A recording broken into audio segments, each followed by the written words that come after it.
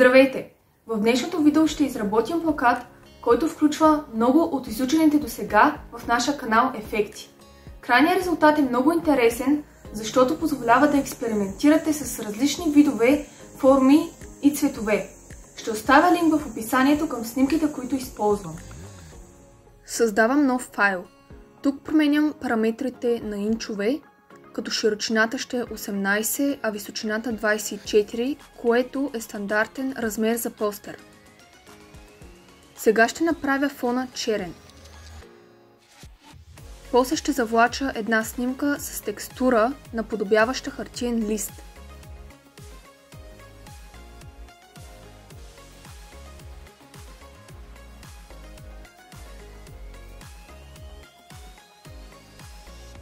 Ще намаля размера от Scale, докато натискам Shift.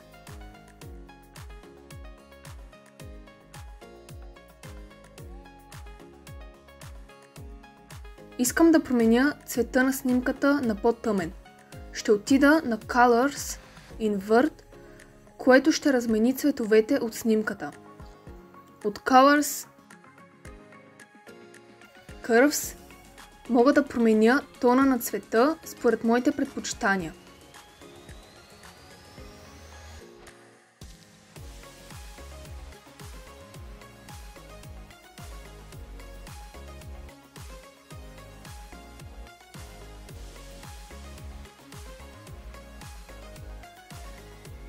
Сега ще добавим човека в файла.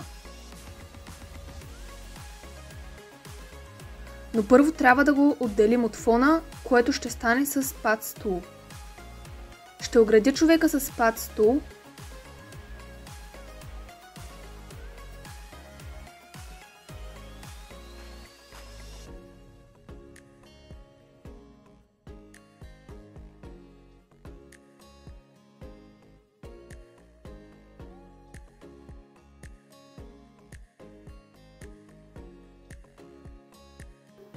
След това внимателно ще извия линиите, за да бъде по-прецизно изрязан човека.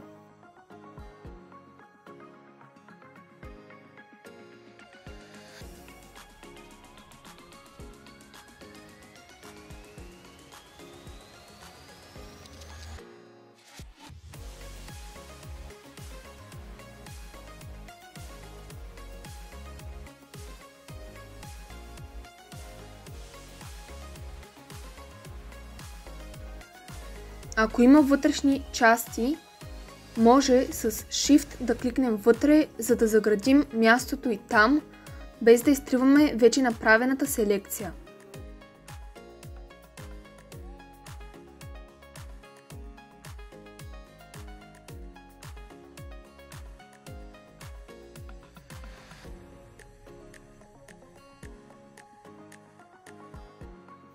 Ще отида на Paths.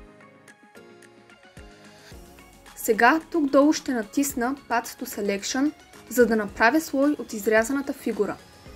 Ще натисна Ctrl плюс C и отивам на черния фон и я поставям върху фона. Ако е прекалено голяма или малка, ще променя размера.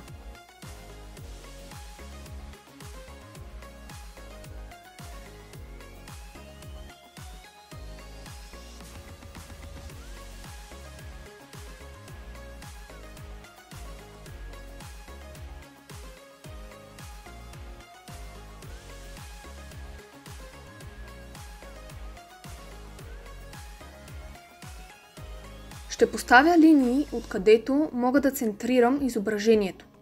Отивам на Image Guides, New Guide by Percent и оттам избирам хоризонтална и процента ще е 50. След това правя същото, но с вертикална линия.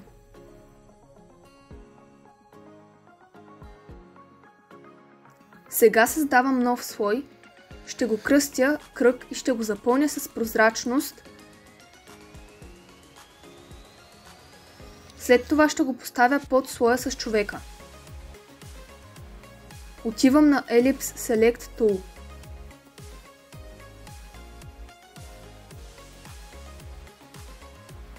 Докато правя кръга, ще задържа Ctrl плюс Shift и ще го направя голям, колкото да огради фигурата на човека.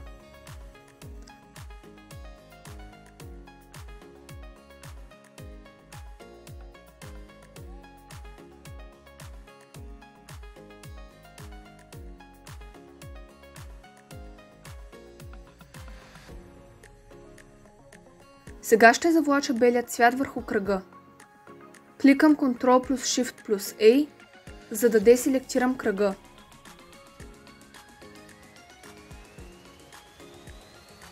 Сега ще направя копия на слоя с човека.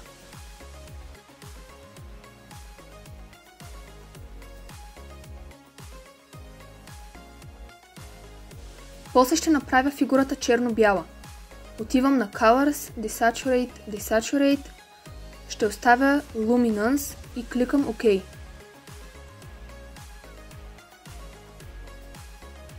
Ще добавя маска на слоя. Натискам десен бутон Add Layer Mask, оставяме цвета бял и натискаме OK. Това го правим, за да може да отцветим някоя част от човека, например дрехата. Ще я отцветим в черно, защото само тогава ще се отцвети, поради причината, че всичко друго е черно-бяло.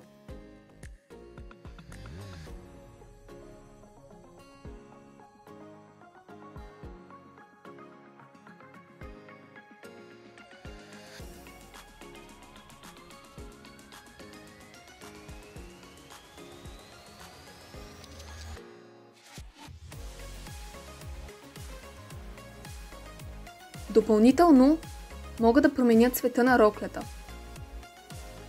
Отивам на долния слой с оригиналния човек. След това отивам на Colors, Colorize и тук мога да сменя цветовете.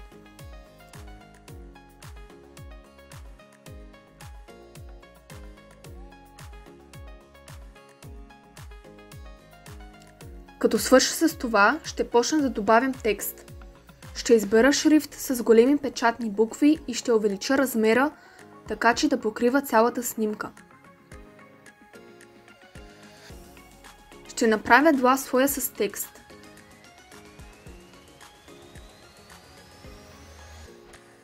Ще напиша GIMP, като ще направя буквите дебели с Bold.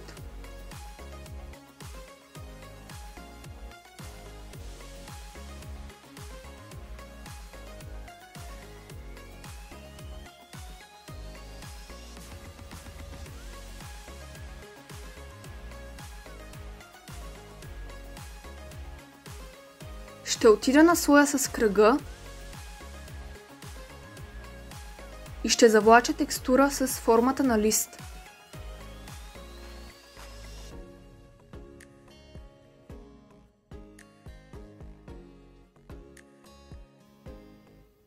Ще оправя размера с Scale Tool.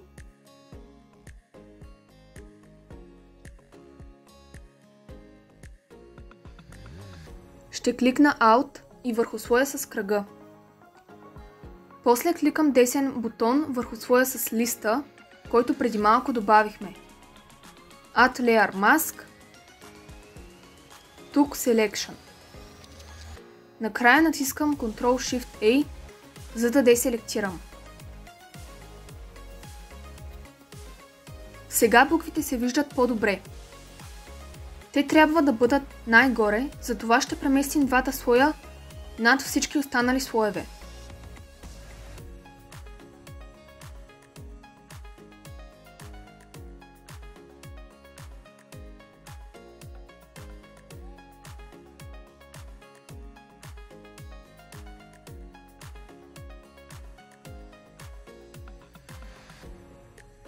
Като съм готова, ще отида на този бутон долу Merge, за да съединя двата най-горни слоя. Създавам нов слой и ще го кръстя очертание на текст.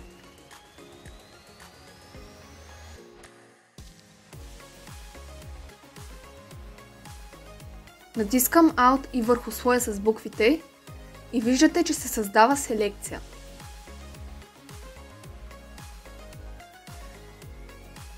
Докато съм на слоя с очертанието, отивам тук, където пише Paths и кликам тук долу Selection to Path и ще се създаде очертание. След това натискам Ctrl плюс Shift плюс A, за да деселектирам селекцията. Докато горният цвят е бял, ще отида тук долу на Paint Along the Paths, което ще създаде селекция на очертанието. Избирам Stroke Line, Foreground Color, Anti-Aliasing и дебелината я правя както аз преценя. Като съм готова, се връщам на слоевете, отивам на слоя с буквите и ще кликна това малко квадратче, където пише Log Alpha Channel. След това отивам на Gradient Tool. Долният цвят ще променя на червено, а горния на бяло. Тук настройките трябва да бъдат Foreground to Background RGB, а Shape трябва да е Linear. Сега ще завлача линията и виждате как се получава преливащ цвят. Ако цвета не запълва само буквите, а целия слой, това означава, че не сте кликнали Log Alpha Channel.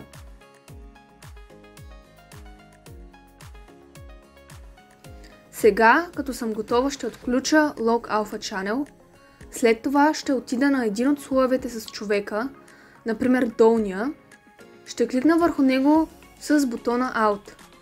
И после ще отида на слоя с буквите. Натискам десен бутон Add Layer Mask и ще изберем Selection и Invert Mask, за да запазим запълнените букви извън селекцията и кликаме Add. Сега отивам на слоя Очертание на текст. Ще натисна десен бутон, после Add Layer Mask, ще оставим Selection и ще махнем Invert Mask. Това ще махне всички очертания, които са извън селекцията. Натискам Ctrl плюс Shift плюс A, за да деселектирам всичко. Сега ще добавим малко текст в празните места. Ще си настроя големината и шрифта на буквите и в един от ъглите ще напиша 20 и 25.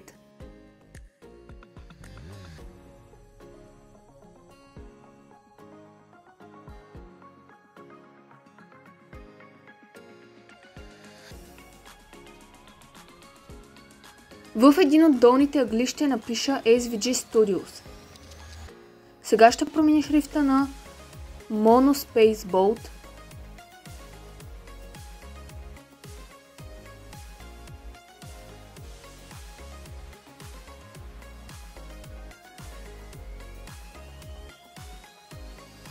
Сега ще напиша в средата безплатен софтуер за обработка на изображения.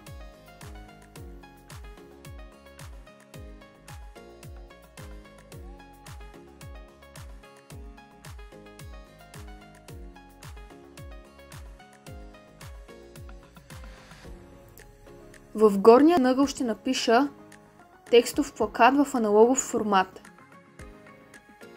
И ще го наместя да стои в лявата част, като отново мога да променя шрифта или размера в зависимост как ми харесва.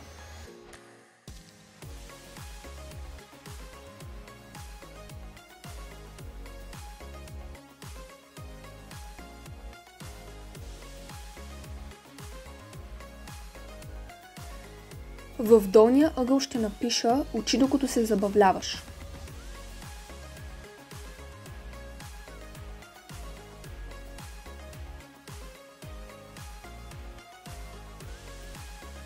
Сега ще променя малко цветовете на буквите. В горния ъгъл ще променя аналогов формат в червено. Цифрата 25 също ще променим.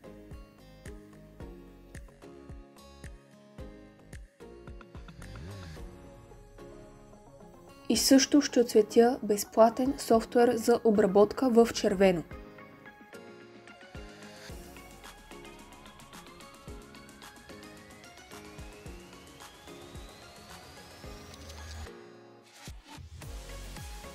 Като свърша с това, ще добавя няколко линии за допълнително детайли. Ще създам нов слой.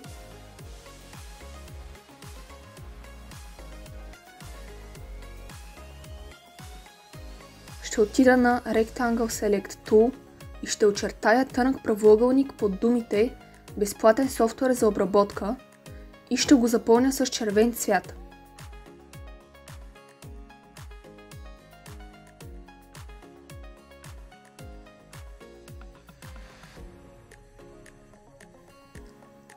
Под очи също ще добавя тънък правоъгълник.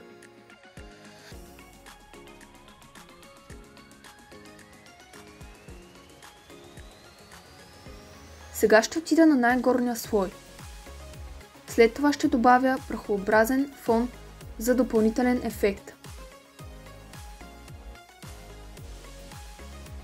Ще го завлача и наместя върху картината, като най-добрият инструмент за това нещо е Unified Transform Tool.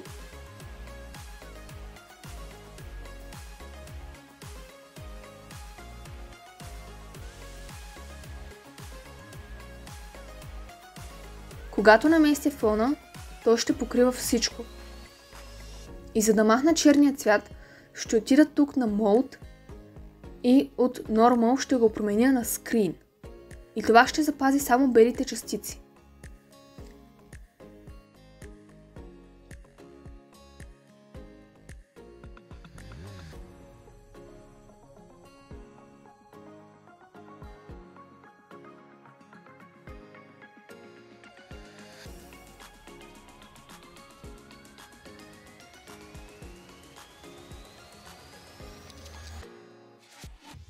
Сега ще добавям очертание около кръга. С Alt кликам върху слоя с белия кръг. Ще създам нов слой и ще го кръстя очертание на кръг, като той трябва да бъде над слоя с кръга.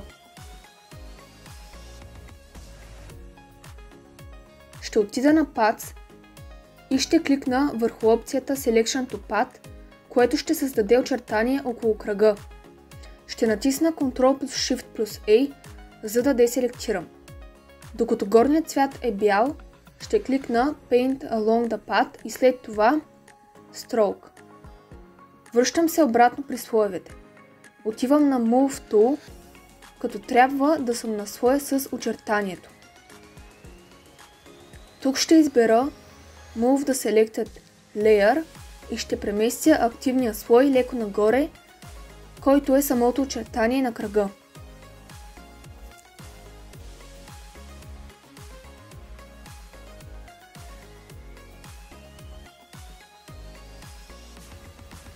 Сега ще отида на слоя под кръга, който е черния лист, и ще добавим ефект с мрежа за допълнителен детайл. Ще създам нов слой и ще го кръстя мрежа. След това отивам при Help, Search and Run a Command и оттам ще напиша Grid. Виждам опция Grid Renderer и ще избера това. Първото нещо, което ще направя, е да променя цвета на сив или на по-тъмен.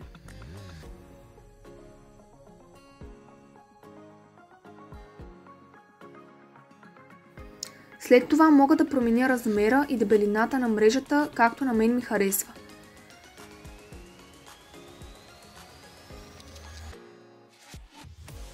Сега, докато съм на слоя с мрежата, ще натисна десен бутон и ще добавя маска. Тук ще избера Black Full Opacity и трябва да сме сигурни, че Invert Mask няма тикче. Готови сме с това и отивам на инструмента Paintbrush. Ще увелича размера на четката и леко ще запълня мястото около кръга с мрежата за допълнителен ефект.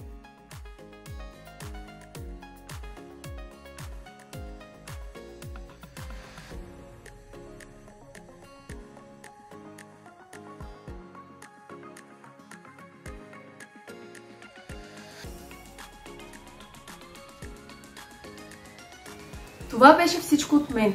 Ако видеото ви е харесало, можете да се абонирате за канала и да натиснете камбанката за известия, за да не пропускате следващите видеа.